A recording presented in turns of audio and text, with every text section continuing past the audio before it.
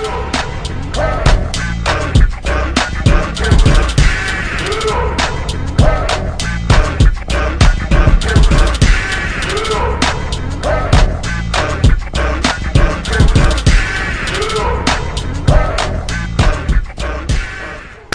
up, everybody? It's your boy Mikey G coming at you with another topic for today. And today I want to discuss something with mainly the fellas. If this doesn't apply to you, don't worry about the message.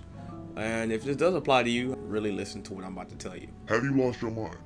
What is wrong with some of y'all? Paying other people's bills, or more specifically, paying the bills of people you want to get close to, but not exactly a part of that life. What? It makes no sense why guys do that, but apparently it's a thing. This ain't something I recently discovered, but I discovered that this actually is a issue, like a real issue. Apparently there are dudes out here dating women, and these women want them to pay the bills, and the dudes actually say yes. And I'm just sitting here like, this can't be real. Like, this got to be just in the movies, because that's usually where I see stuff like that at. And as a child, I've already learned that movies are not 100% real. But apparently those situations like that occur a lot. I've even met a few people, no one I've talked to, but I've met a few people that I'm glad I dodged these bullets, but they be talking about some, if I get with this dude, he gonna have to show me something, he gonna have to pay my bills. What did you say? what? It's insane how people think like this. And I think to myself, like, you're really living in the fantasy world, but then with all these dudes that actually do this stuff, it's like, what are you doing, bro? Why are you paying bills for someone that you're not even married to? Don't get me wrong. Helping a friend out in time of need, completely understandable. Hell, I've done that a few times. But paying someone's bills and they're able to do it, let alone it be someone you're dating. No, boy, no. I don't care how long I've been dating you. If you ever come up with the question of when you gonna pay my bills and there's no ring on your finger and we don't live together, you might as well just start counting them days, because you just showed me a little bit of your crazy, and I ain't standing for that. When I heard this growing up, I would think something like this will go away, because it's like, this isn't really happening. As I get older, I'm starting to hear more situations like this. It's not like you're forced to pay how people in divorces are forced to pay the other spouse, right? It's not like, that's not what I'm talking about. I'm talking about like people willingly paying other people's bills just to get in their good graces. That's despicable on the receiver's part, and that's desperate and sad on the giver. Both situations, regardless of where you stand in that, regardless if you're the receiver or the giver, it's sad. It's horrible motivation. You're doing all this just to get some action? Really? You're that desperate? I guess you want to feel in control, but in reality, you're not.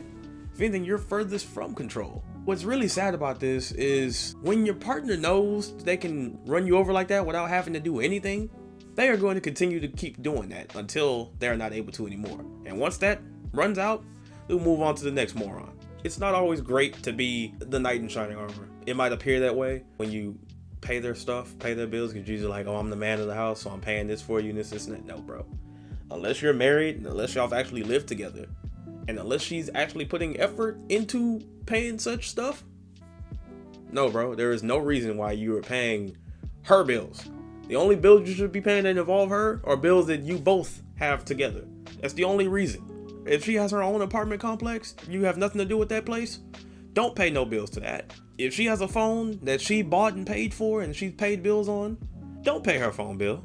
I'd be extremely upset if one of my homeboys told me something like that. If they told me, Oh no, man, I'm talking to this one girl and I paid her bills. I would probably go insane hearing that from someone I'm so close with and someone I feel like we would have like-minded thoughts. But I don't foresee that happening to any of my bros. Nah. If that does happen, I'll just show them this video and hopefully they get together before I actually put my hands on them. Let me get on the receivers for a second. Receivers. Receivers. If y'all don't stop this bull, this is my thought process. Say I'm dating somebody, and before I've even started dating them, I'm aware they have their own stuff, their own car, their own place. This is what's on my mind the first entire time, no matter what. Now, if this woman asks me to pay any of her bills, I'm out. I say that because it makes no damn sense. You've been living by yourself, or you've had living arrangements where bills are being paid, and yet you want me to pay your bills now that you're talking to me. All of a sudden you need me to pay your bills. Wait a damn minute. See how that doesn't make any sense? You could need someone to pay your stuff, of course, but if you've been managing to do it yourself, then one would also have to assume that you've had ways to pay your stuff. Just because I'm talking to you doesn't mean your living situation changes, doesn't mean your job workload changes. It just means I'm included in some of your free time. So with that being said, if you already have a stable way of paying your stuff, why the hell would I be stupid enough to agree to pay your bills? Especially if we ain't even married or nothing. And I don't care how much of a need you are in. I don't care if we've been talking for almost a year. Unless I'm already well aware of a situation you might have been in where you lose a job or something, I'm not gonna pay your bills. I'll try to arrange something for you, but I'm not paying your bills. Cause I don't know what it is with y'all sometimes, but y'all be feeling entitled to some I ain't with that. Fellas, we gotta do better, man. Unless you have guidance to what you actually need to do, you'll actually fall for this stuff. There are some movies and films and stuff that are out that depict how men should really be. But then when you really think about it, when you're like, as a kid, this all sounds good. Some of these movies. It sounds like, Yeah, that's what a man should be. or you know, That's what a woman should be. but then when you look back with knowing everything that you do, growing up with all the experiences that you've had, you look back at some of these movies and you're like, man, this is ridiculous. This ain't gonna work. Like, this isn't real life. This is why you're not supposed to take movies so seriously, because they create a fantasy world of how the world would be if it worked this way, but it doesn't. It doesn't work this way. As a kid, it sounds good.